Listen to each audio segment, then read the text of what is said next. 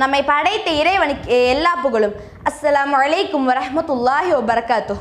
ஒரு ராஜா 2 கிளி குஞ்சுகளை வாங்கிட்டு வந்து அதுக்கு பறக்க கற்றுக் கொடுக்குறாங்க. அதில் ஒரு கிளி குஞ்சு நல்லா பறக்குது, ஆனால் இன்னொரு கிளி குஞ்சு பறக்காமல் ஒரே கிளையிலே உட்காந்துட்டு இருந்துச்சு.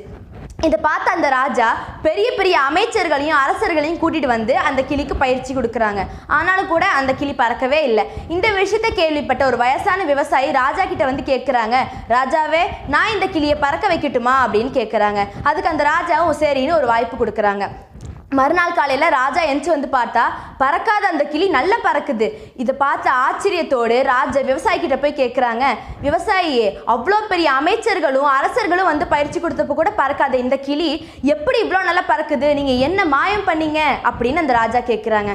அதுக்கு அந்த விவசாயி சொன்னாங்க, வேற ஒன்றும் இல்லை, அது உட்கார்ந்துட்டு இருந்த அந்த கிளியை நான் உடச்சி விட்டேன். அந்த கிளி ஐயோ நம்ம விழுக போகிறோம், நமக்கு ஆபத்து ஏற்பட போகுது அப்படின்றது தெரிஞ்சதும் தட்டி தடுமாறி பறக்க பழகிருச்சு அப்படின்னு அந்த விவசாயி சொல்றாங்க.